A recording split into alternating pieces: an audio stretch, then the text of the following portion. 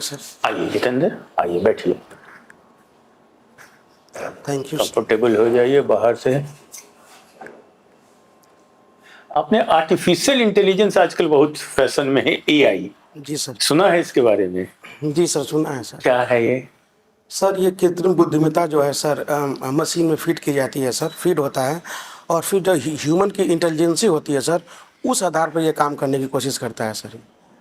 इसी समझ में आजकल चैट जीपीटी की बहुत चर्चा है, जी आपने सर। भी सुना होगा। जी सर, ये सुना है क्या सर। है बताइए।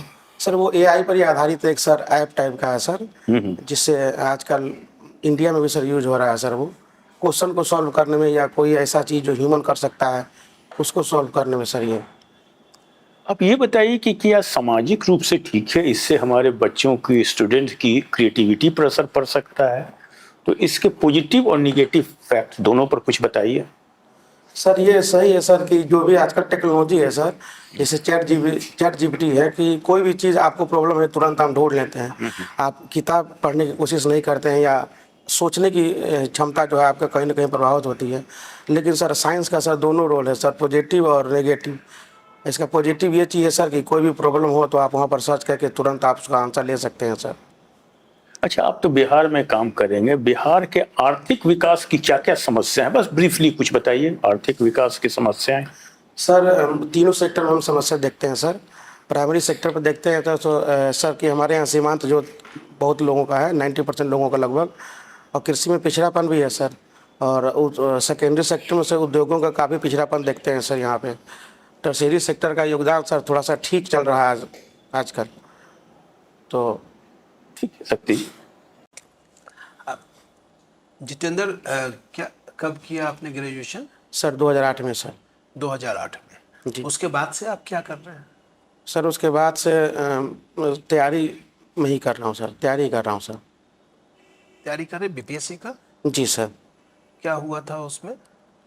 सर उसके बाद मैं 3 इंटरव्यू दिया हूँ सर, और कहीं कमी रही है सर मेरे तैयारी में, इसीलिए सर मुझे टाइम लग गया सर। वहाँ ऑप्शनल सब्जेक्ट क्या था आपका?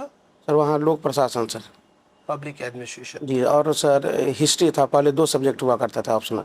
अच्छा, हिस्ट्री और पब्लिक एडमिनिस्ट्रेशन जी बाद सर। में आपने एक सब्जेक्ट रखा। जी सर। अच्छा, अब मुझे ये बताइए कि नो कॉन्फिडेंस मोशन जी सर। क्या उचित है?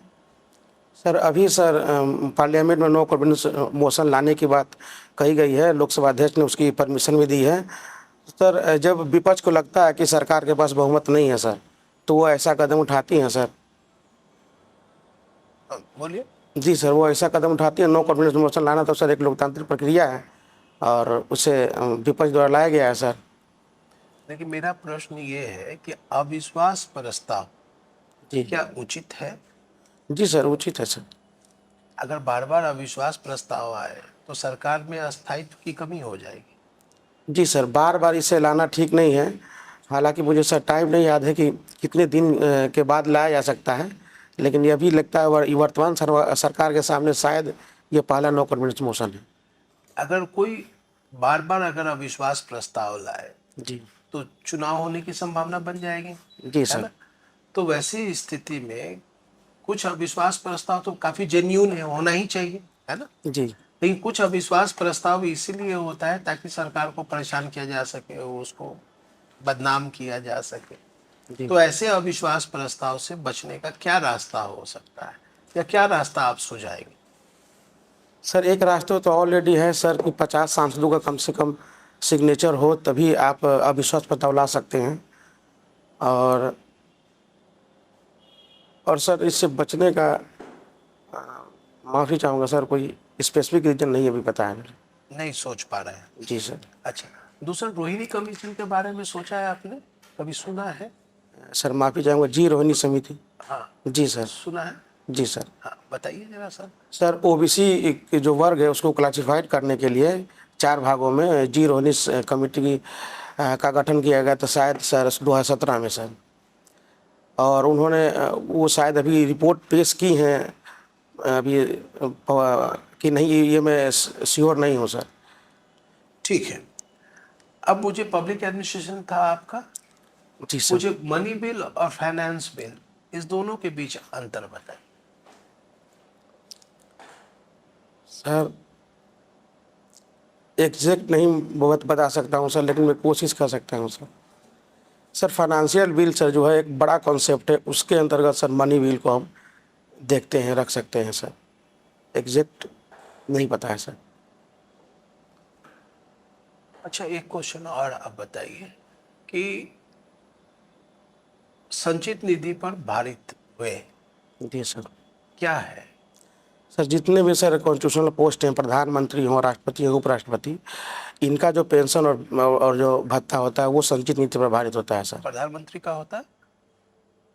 जी सर, मुझे जहाँ तक ज्ञात है सर।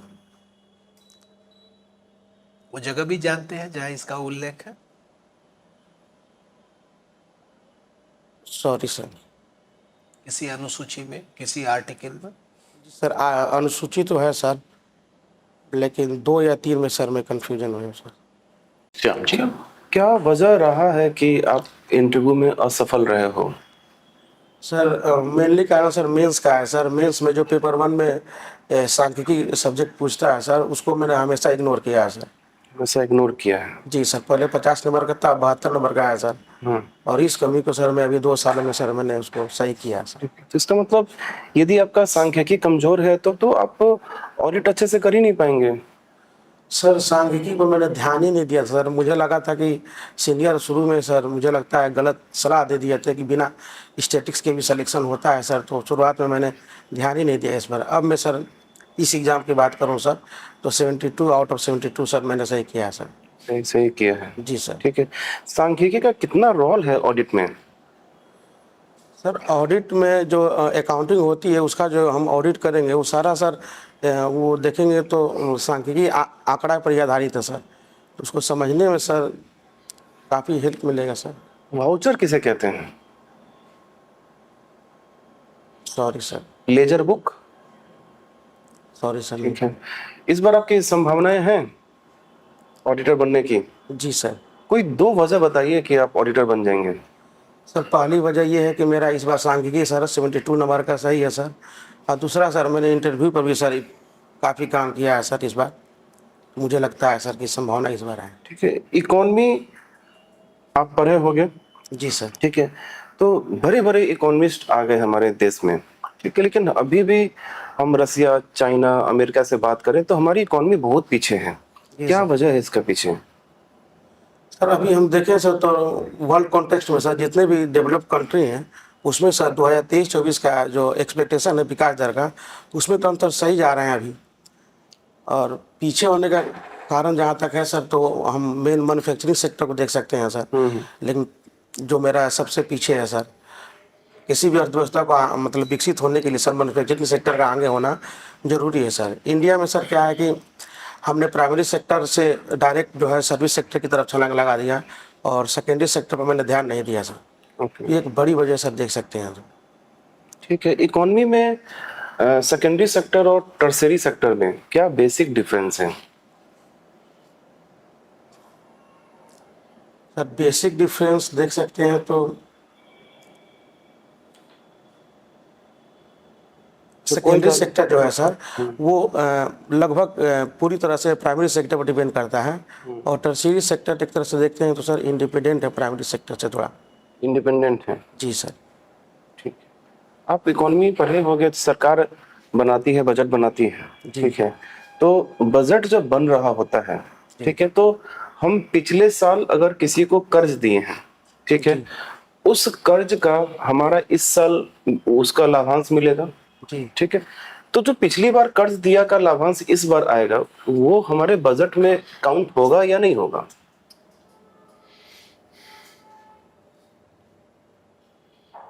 सॉरी सर, अभी रिकॉल नहीं कर पा रहे। ठीक है, बैडमिंटन खेलते हो? जी सर। उसका शटल किस चीज का बना होता है? सर फेदर का सर। फेदर का? जी सर। ठीक है, ये तो गलत बात है। जी सर, इसको लेके सर हमेशा सर सवाल उठता है सर कि पक्षी के पंख से बनाया जाता है।